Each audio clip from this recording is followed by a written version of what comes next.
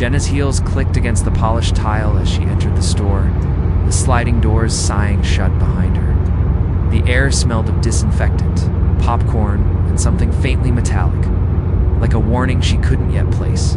She adjusted the strap of her tote bag and glanced at the clock above the checkout, 12:07 m. Almost empty, save for the night staff stacking shelves in the distant aisles.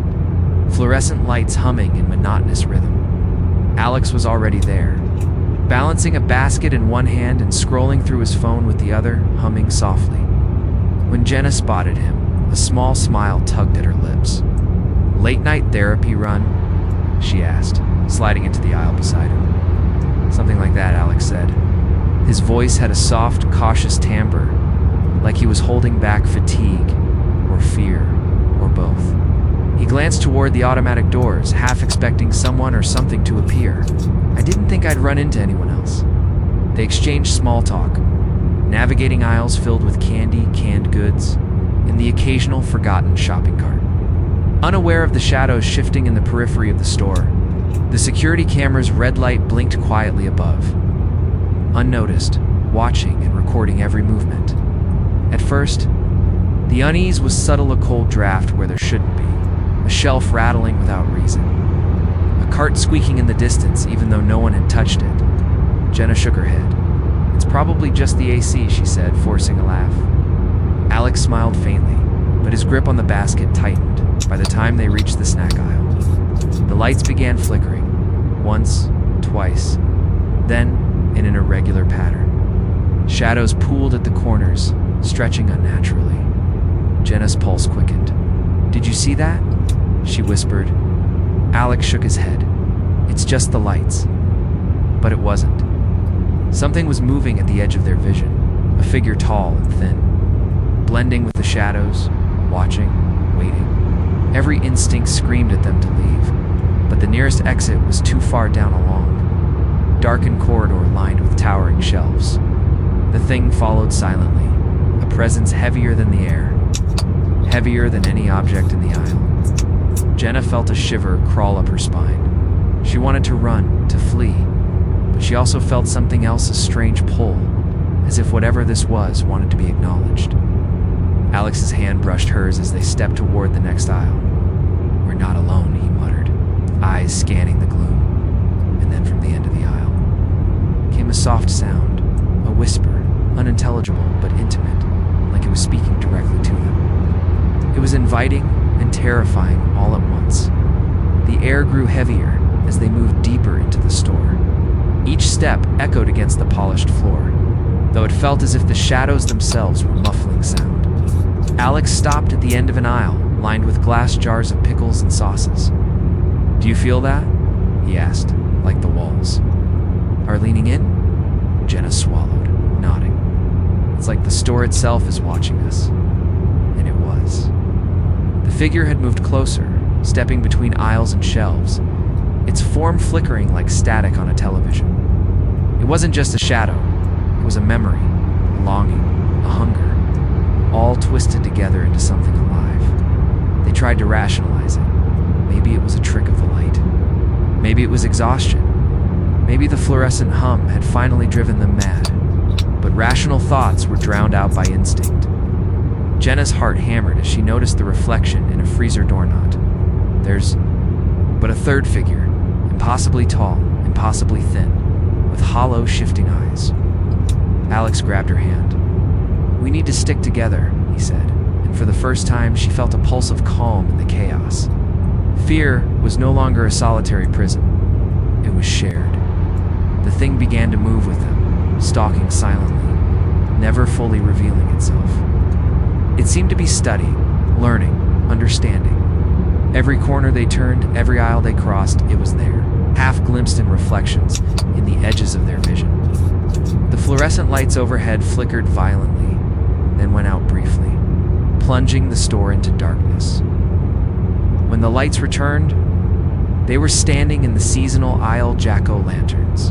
Faux snow, gift wrapped strangely mismatched for the time of year. And the figure had changed. Its form was less shadow, more a swirl of emotion, almost tangible, grief, anger, desire, curiosity. It extended a hand or something like a tand. The air vibrated with silent communication. Jenna and Alex froze. The terror was present, but beneath it was something almost intimate. The thing didn't rush. It waited. And in that waiting, they realized it wasn't attacking. It was seeking acknowledgement, something deeper than fear. By the time they reached the front of the store, the automatic doors seemed impossibly far.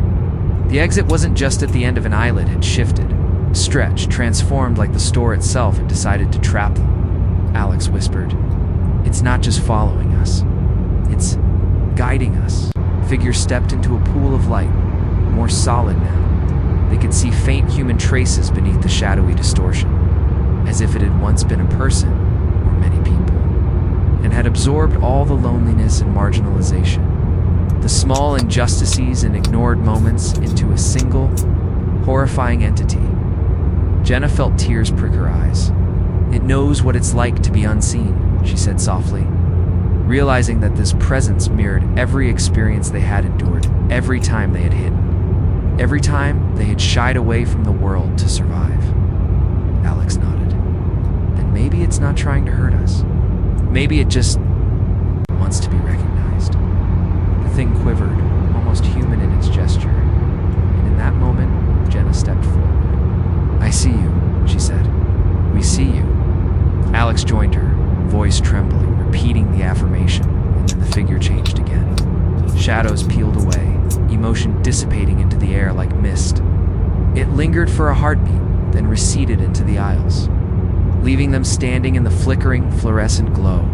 The lights hummed normally again. The store smelled of popcorn and disinfectant, ordinary and mundane. The terror had ended, but they were forever altered, bonded in a way that transcended fear. When they finally exited into the empty parking lot, dawn was just beginning to blush the sky. The lot was ordinary again.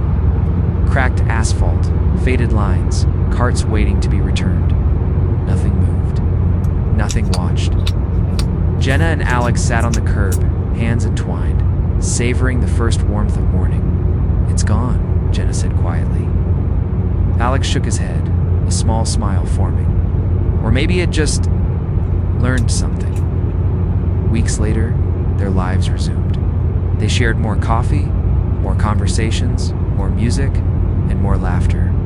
They attended queer community events together, their connection deepened by what they had experienced.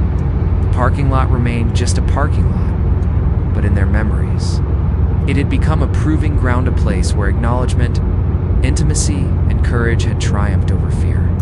Some nights, when the fluorescent hum returned in distant memories, they would smile, knowing that surviving the darkness didn't mean running from it. It meant facing it together and emerging stronger. Fear thrives in silence, but connection turns terror into understanding.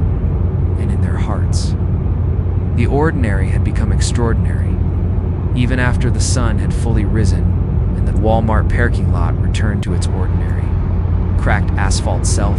Jenna and Alex couldn't shake the feeling that some part of the night had followed them home. Every time they passed a bright fluorescent light or caught a shadow shifting at the corner of their vision, their hearts skipped. It wasn't fear in the way it had been before, not pure terror, but a quiet, almost reverent awareness that some presences, some truths, didn't fully leave even when unseen. They began to notice subtle changes in themselves. Jenna, who had often felt invisible in social spaces, now held herself taller, her voice steadier when speaking. Alex, who tended to retreat into private worlds, now lingered in conversation, letting laughter and warmth ripple through spaces he once occupied quietly. They didn't speak much of the Walmart incident, not because it wasn't important, but because they realized that naming it aloud couldn't fully capture the strange intimacy of surviving it together. In quiet moments, sitting with coffee or wandering a city street, their hands would brush, and a small smile would pass between them, a reminder that they had faced the unknown and emerged not just unbroken, but transformed. Sometimes, at night, they would replay the images of the shadowy figure in their minds, not as a threat, but as a mirror, reflecting every moment they had ever been unseen, unheard, or dismissed. And And though the creature was gone, it had left behind a lesson that acknowledgement, connection, and courage could turn even the darkest, most oppressive spaces into a place of understanding and empowerment. Slowly, deliberately, they began to reclaim the spaces around them, holding on to each other as they navigated the world, aware that shadows may linger, but together they were untouchable. As the days turned into weeks, Jenna and Alex found a rhythm in their lives that had once seemed impossible. They returned to late-night errands, but always together, always vigilant, carrying the memory of the shadowy figure, not as a haunting, but as a quiet lesson in awareness and empathy. The parking lot, once a place of terror, became a symbol of their resilience. A reminder that even ordinary fluorescent-lit spaces could hold extraordinary truths. They laughed more freely, spoke more openly, and allowed themselves to be fully seen by each other and by the world without fear of judgment.